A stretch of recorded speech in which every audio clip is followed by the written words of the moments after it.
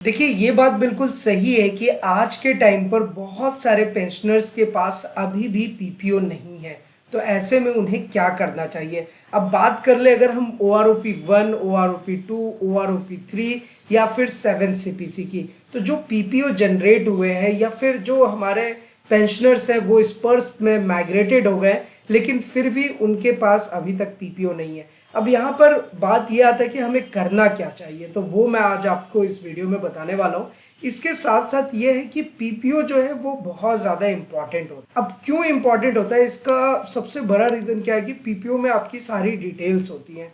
आपका पेंशन से रिलेटेड सारी इंफॉर्मेशन, आपका नॉमिनी नेम, आपके स्पाउस के बारे में, एड्रेस, सारी चीज़ें एक पीपीओ में होती है, इसलिए पीपीओ इंपॉर्टेंट है। तो अगर आपके पास पीपीओ नहीं है तो हमें क्या करना चाहिए, मैं आपको डिटेल में बताने वाला हूँ। वीडियो काफी छोटा होगा, इसलिए शुरू से लेकर लास्ट तक जरूर देखिएगा। वैसे स्पर्स पेंशन पोर्टल को किस तरीके से ऑपरेट करना है और अगर हमें अपना पीपीओ डाउनलोड करना है तो कैसे डाउनलोड करेंगे, इसके बारे में ऑलरेडी हमने आपको डिटेल में बताया हुआ है। तो उसके लिए जस्ट आप स्पर्स पेंशन पोर्टल, ये आप देख ही रहे हैं, ये स्पर्स पेंशन पोर्टल का ऑफिशियल वेबसाइट है, spurs.defensepension.gov.in, और यहाँ पर लॉगिन बटन है। बस इस लॉगिन बटन पे क्लिक करके यूज़र आईडी पासवर्ड देंगे, कैप्चा कोड डालेंगे और वहाँ से हम अपना पीपीओ डाउनलोड कर सकते हैं। लेकिन बात यह है कि अब जिनका पीपीओ जनरेट ही नहीं हो रहा, वहाँ पे डाउनलोड का ऑप्शन ही नहीं आ रहा, वो क्या करेंगे? तो उनके लिए मैं आपको सारी इन्फॉर्मेशन यहाँ पर बताने वाला हूँ। उससे पहले एक रिक्वेस्ट और करूँगा कि अगर अभी तक आपने ईटीएच इंडिया चैनल को सब्सक्राइब नहीं किया है तो सब्सक्राइब जरूर कर लीजिए, बेल आइकन को भी दबा दीजिए, सो दैट ऐसे लेटेस्ट इन्फॉर्मेशन आपको हमेशा मिलते रहे। वैसे आपको पता ही है कि हमेशा हमारी यही कोशिश रहती है कि आपके साथ सही और सटीक जानकारी शेयर करें। तो जैसे हमने पहले आपको बताया था कि कम्यूटेशन पर कोई बात नहीं करता, तो अभी पेंशनर्स के लिए ये जानना ज़रूरी है अभी कोर्ट में क्या चल रहा है। नवंबर की पेंशन और एरियर का क्या अपडेट है? मोदी सरकार ने ओआरओपी की विसंगतियां ठीक नहीं किया है, सिर्फ जस्ट मनाया है। हालांकि इस पर एक अपडेट और निकल करके आया है कि अब जो है ओआरओपी को सही करने के लिए केंद्र सरकार जो है वो पूर्व सैनिक से मीटिंग कर सकती है। उसके बारे में भी हमने एक सेपरेट वीडियो बनाया, तो वो आप जरूर चेक कीजिएगा। एएफटी ने बहुत सारे ऑर्डर पेंशनर्स के फेवर में किए, लेकिन पेमेंट अभी तक नहीं हुआ। तो ये ऐसे टॉपिक्स हम कवर अप करते हैं जिससे पेंशनर्स को एक सही इंफॉर्मेशन मिल सके, सही गाइडेंस मिल सके। वैसे आप भी जो अपना एडवाइस देते हैं, जो आप अपना राय देते हो, उसके अनुसार भी हम कंटेंट बनाते हैं। तो चलिए अब आते हैं हम अपने स्पर्स पेंशन पोर्टल पे, और हमारा जो टॉपिक था कि स्पर्स के पेंशनर्स के पास पीपीओ नहीं है, तो सबसे पहले इसे समझ लेते हैं कि वहां पर हमें क्या करना चाहिए। तो देखिए, सबसे बड़ी चीज़ क्या है कि अगर आपके पास पीपीओ नहीं है, और पीपीओ तो आप समझ ही रहे कि चाहे ओआरओपी 1 की बात करें, ओआरओपी 2, ओआरओपी 3, 7 सीपीसी, इनमें से बहुत सारे पेंशनर्स अभी भी हैं जिनका पीपीओ ही नहीं है। अब यहाँ पर एक बात ये निकल करके आती है ना कि पेंशनर का माइग्रेशन स्पर्स पेंशन पोर्टल में सक्सेसफुली हो गया है, यानी कि उनका डेटा जो है वो स्पर्स में माइग्रेटेड है। इतना ही नहीं, बहुत बार तो ऐसा हुआ है कि पेंशनर्स का पेंशन भी बढ़ करके आया, मतलब सब कुछ सही है, लेकिन प्रॉब्लम क्या है कि आपके पास पीपीओ नहीं है। तो ये जो कमेंट्स हमारे पास आ रहे हैं बहुत सारे पेंशनर्स का, तो देखिए इसका सॉल्यूशन यही है कि सबसे पहले तो ये समझ लीजिए कि आपका माइग्रेशन भी हो गया, आपको ओआरओपी 2, ओआरओपी 3, ओआरओपी 2 का 1 का सबका पैसा भी मिला है, सब कुछ बराबर है, लेकिन पीपीओ जनरेट नहीं हुआ है। तो ये जो प्रॉब्लम है ये स्पर्स का प्रॉब्लम है। इसमें ऐसा नहीं है कि पेंशनर ने कोई मिस्टेक किया और उसकी वजह से, ये तो स्पर्स का अपना टेक्निकल प्रॉब्लम है। तो इसका सॉल्यूशन क्या है कि अगर आपका पेंशन बढ़ करके आ गई है, चाहे वो आरओपी 1 हो, 2 हो, 3 हो, तो इसका सॉल्यूशन यही है कि आपको ना लाइक पीपीओ के लिए शिकायत करनी होगी, तभी जाकर के आप पीपीओ ले सकते हो। अब बात ये आती है कि पेंशनर्स हमें ये नीचे कमेंट करके पूछ रहे थे कि सर हमारा तो ओआरओपी 1, 2, 3 मिल भी गया है, 7 सीपीसी के लिए भी एलिजिबल है। 7 सीपीसी तो आप समझ ही रहे हैं, एक 2006 वाला जो है उसका भी पीपीओ बहुत सारे पेंशनर्स को नहीं मिला। तो उन्होंने बोला कि उसका बेनिफिट तो मिल गया, मतलब पेंशन तो बढ़ करके आ गई है, तो पीपीओ के लिए क्या लेना ज़रूरी है? तो देखिए, मैं तो यही कहूँगा कि आपको अपना पीपीओ लेना चाहिए। पीपीओ बेसिकली इसलिए लेना चाहिए ना, क्योंकि पीपीओ, जैसे मैंने एकदम वीडियो के स्टार्टिंग में बताया था कि पीपीओ इम्पॉर्टेंट होता है हर एक पॉइंट ऑफ व्यू से, तो इसलिए आपको अपने पीपीओ को लेना ही अच्छा रहेगा।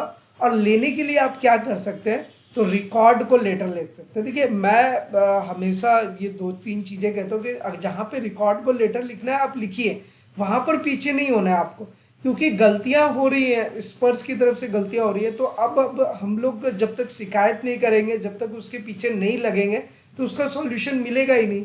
तो आप ना 2 कॉपी बनाइए, एक कॉपी आप रिकॉर्ड को लिखिए और दूसरा कॉपी जो है ना आप पीसीडीओ को भी दीजिए, क्योंकि पीपीओ जो है वो पीसीडीए ही जनरेट करेगी। तो दैट्स वाई आप रिकॉर्ड को और पीसीडीओ को जब आप अपना शिकायत पत्र लिखेंगे, बहुत सिंपल सा होता है, एक फॉर्मेट होता है। हमने तो इसके बारे में भी पिछले वीडियोस में बताए हुए हैं कि अगर आपको कोई शिकायत दर्ज करानी है रिकॉर्ड को या फिर पीसीडीओ को, हम किस तरीके से शिकायत दर्ज करा सकते हैं। तो ये शिकायत दर्ज आप कराइए वहाँ पर, और उसके बाद जब वहाँ पर सुनवाई होगी, जब वहाँ पर वो देखेंगे, तो थोड़ा रिजल्ट बाद में आता है, 1-2 महीने लगेंगे, लेकिन आपको उसका रिजल्ट मिलेगा। और पीपीओ तो है ही अपने आप में इम्पॉर्टेंट, क्योंकि देखिए मैंने हमेशा बताया कि उसमें पेंशन का सारा इन्फॉर्मेशन है, आपके वाइफ का, स्पाउस का, नॉमिनी, एड्रेस, सब कुछ, तो ये इम्पॉर्टेंट चीज़ है। तो इसलिए पीपीओ में पीछे ना हटे। तो जिन लोगों का पीपीओ जनरेट नहीं हुआ है स्पर्श में, तो स्पर्श की प्रॉब्लम है, आप एक बार शिकायत दर्ज कीजिए, देखिए इसका निदान और इसका रिजल्ट आपको मिल जाएगा। एक चीज ये है कि कुछ पेंशनर्स का ना वो मैसेज आया हुआ था कि देखिए हमारा पेंशन जो है वो बढ़ा हुआ है, लेकिन कॉरिजेंडम पीपीओ डाउनलोड हुआ। तो देखिए पीपीओ का मतलब ही कॉरिजेंडम पीपीओ है। जब पीपीओ में कुछ बदलाव होता है, कुछ चेंजेस होता है, आपका पेंशन बढ़ाया जाता है, तभी पीपीओ को उसको क्लोज करके एक नया कॉरिजेंडम पीपीओ बनाया जाता है। तो वो उसे ही कॉरिजेंडम पीपीओ कहते हैं। तो इसमें कुछ कंफ्यूजन होने की जरूरत नहीं है। कुछ पेंशनर्स इसको लेकर के क्वेश्चन पूछ रहे थे, तो आप समझिए, चाहे वो पीपीओ की हम बात करें या कॉरिजेंडम पीपीओ की बात करें, बात एक ही है। बस पीपीओ में कुछ बदलाव हुआ, कुछ चेंजेस हुआ, तो हम उसको कॉरिजेंडम पीपीओ कहते हैं। अब यही कॉरिजेंडम पीपीओ अगर आपको स्पर्श पेंशन पोर्टल से डाउनलोड करना है, तो इसका एक सिंपल सा टेक्निक है कि आप ऐसे स्पर्श पेंशन पोर्टल पे लॉगिन कीजिए, अपना यूजर नेम पासवर्ड डालिए और नीचे में कैप्चा कोड दीजिए। कैप्चा कोड का मतलब क्या होता है कि जो ऊपर में लिखा हुआ है एज इट इज आपको नीचे में लिखना होता है, और उसके बाद एक नीचे में लॉगिन का बटन है, वो आप देख ही रहे हैं। बस इस वाले लॉगिन बटन पे आपको क्लिक करना है। तो मैं एक बार यहाँ पर क्लिक कर देता हूँ। अगर सब कुछ सही रहेगा तो देखिए आपके पास एक इस तरीके का मैसेज आता है 2 फैक्टर ऑथेंटिकेशन का, यानी कि OTP number has been generated successfully and send to your registered mobile number and email. OTP will expire after 10 minutes of generated. तो जब भी आप स्पर्श पेंशन पोर्टल पे लॉगिन करेंगे तो एक ओटीपी जनरेट होता है, ये हम सबको पता है। तो यही ओटीपी आपको यहाँ पे बस डाल देना है, और ओटीपी अगर आप सही डालेंगे तो आप स्पर्श पेंशन पोर्टल के अंदर लॉगिन कर जाएंगे। और देखिए हमारी हमेशा यही कोशिश रही है कि हमने जितने भी वीडियोस बनाए हैं उसमें प्रैक्टिकल इन्फॉर्मेशन दिया है, ताकि पेंशनर्स खुद से स्पर्श पेंशन पोर्टल को भी ऑपरेट कर सके, और साथ ही साथ अगर उनको लाइफ सर्टिफिकेट सबमिट करना है, कुछ ग्रेवियांस लॉन्च करना है, वो सब कुछ खुद से कर सके। तो अभी भी अब जैसे आपको अपना चेक कर लीजिए कि आपका कॉरिजेंडम पीपीओ अवेलेबल है या नहीं है, तो बस यहाँ पे इस तरीके से लॉगिन कीजिएगा, उसके बाद आपका चेक हो जाएगा। एक छोटी सी बात का ज़रूर ध्यान रखिएगा कि समटाइम्स क्या होता है कि आपका ओटीपी आपके मोबाइल फ़ोन पर या ईमेल पे थोड़ा लेट से आता है या फिर नहीं आता है, तो इसमें भी आपको घबराना नहीं है। 10 मिनट का टाइम रहता है, आप थोड़ा सा एक बार इत्मीनान से चेक करें तो आपको वो ओटीपी दिखेगा, और अगर नहीं दिखता है तो थोड़ी देर बाद फिर दोबारा से ट्राई कीजिए। समटाइम्स क्या होता है कि हमने वो प्रैक्टिकली भी करके दिखाया था कि आपके पास ओटीपी आया और आपने गलत ओटीपी डाल दिया, तो सिस्टम जो है उसको एक्सेप्ट नहीं करता है, तो वो ना आपके लिए 2 घंटे के लिए लॉगिन को ब्लॉक कर देता है। तो उसमें बहुत सारे पेंशनर ये सोच रहे कि स्पर्श पेंशन पोर्टल लॉगिन नहीं हो रहा, नहीं, वो आपके सिक्योरिटी रीजन के लिए उसको उस तरीके से ब्लॉक किया जाता है ताकि 2 घंटे बाद आप लॉगिन कर सके। ये जो ओटीपी का दिया गया है कॉन्सेप्ट स्पर्श पोर्टल में, वो हमारी ही सिक्योरिटी के लिए है, ताकि अगर हमारा स्पर्श पेंशन पोर्टल कोई और लॉगिन ना कर पाए, इसलिए मोबाइल और ईमेल पे ओटीपी जाता है। जब तक आप वो ओटीपी डालेंगे नहीं, आप स्पर्श में लॉगिन नहीं कर पाएंगे। तो इसके लिए आप थोड़ा सा वेट ज़रूर कीजिएगा, ओटीपी आता है, 110% आता है। अभी जैसे देखिए हमने थोड़ा वेट किया और हमारे पास देखिए ये ओटीपी जनरेट हो गया।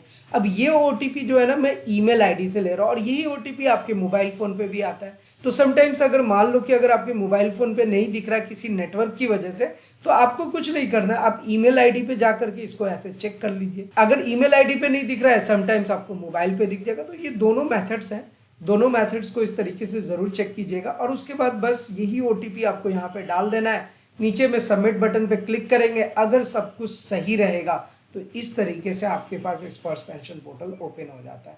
अब बस आपको कुछ करना नहीं है, माई डॉक्यूमेंट्स वाले ऑप्शन पे जाना है और यहाँ देखिए पेंशनर पीपीओ। अभी आप सोच रहे होंगे कि यहाँ तो कोई पीपीओ दिख ही नहीं रहा। वो इसलिए नहीं दिख रहा क्योंकि अब नया पीपीओ बन चुका है। तो हमारे केस में कॉरिजेंडम पीपीओ बन गया है। देखिए हमारे पास तीनों पीपीओज हैं यहाँ पर अवेलेबल। बस इस वाले पीपीओ पे ऐसे आप क्लिक करोगे और आपका पीपीओ ऐसे डाउनलोड हो जाएगा। तो जिन लोगों का कॉरिजेंडम पीपीओ नहीं मिला है और उनको OROP3 का बढ़ा हुआ पेंशन भी मिल गया है, तो उसके लिए आप अगर OROP3 का पीपीओ नहीं मिला और बाकी पीपीओज उनको मिले हुए हैं, तो मैं तो कहूँगा आपको शिकायत नहीं डालना, आपको थोड़ा वेट करना है, इस चीज़ को समझिएगा। लेकिन ऐसे पेंशनर्स जिनका ये कहना है और उनका ये मानना है कि उनको OROP1, 2, 3, 7 CPC कुछ भी नहीं मिला, तो भैया आप उनको शिकायत डालिए। आप शिकायत डालेंगे, रिकॉर्ड को डालेंगे, PCDO को डालेंगे, 110% उसका सॉल्यूशन निकलेगा। और सॉल्यूशन निकलेगा तो जाहिर सी बात है कि आपको वो पीपीओ मिलेगा और आप पीपीओ लीजिए। जहाँ पे स्पर्स की गलतियाँ हो रही हैं, हम हमेशा उसको मार्क करते हैं और आपको बताते हैं कि जहाँ पर स्पर्स वाले मिस्टेक कर रहे हैं, अब हमारा टाइम आ गया कि हम उस चीज़ को सही करें। अब इसी तरीके से देखिए नीचे में लाइफ सर्टिफिकेट का ऑप्शन है। तो लाइफ सर्टिफिकेट के लिए आप अपना ड्यू डेट भी चेक करें। देखिए अब हमारे केस में ड्यू डेट आ रहा है 31 अक्टूबर 2025, मतलब सब कुछ सही है। तो ये कुछ कुछ चीज़ें ऐसी हैं ना जो आप खुद से परफॉर्म करें तो आपको बेसिकली आइडिया लगेगा कि स्पर्श पेंशन पोर्टल पे क्या काम करना है। थोड़ा अपने पेंशन से रिलेटेड आप भी अपडेटेड रहिए और हमें फॉलो कर लीजिए। जो नए व्यूअर्स हैं और जो पुराने हैं उन्होंने तो हमें फॉलो कर ही रखा है। तो फिलहाल अगर आपके मन में कोई सवाल है, किसी भी टाइप का क्वेश्चन है, क्वेरीज है, नीचे कमेंट करके ज़रूर पूछिएगा। और अगर आप अपना कोई एडवाइस या सुझाव देना चाहते हैं वो भी आप हमारे साथ जरूर शेयर कीजिएगा। तो फिलहाल आज की इस वीडियो में इतना ही, फिर मिलते हैं किसी नेक्स्ट इंटरेस्टिंग वीडियो में। तब तक के लिए सलाम दुआ रकम प्रणाम, सत श्री अकाल, कीप वॉचिंग, कीप स्माइलिंग, अपना और अपने साथ सबका ख्याल रखें। जय हिंद, वंदे मातरम।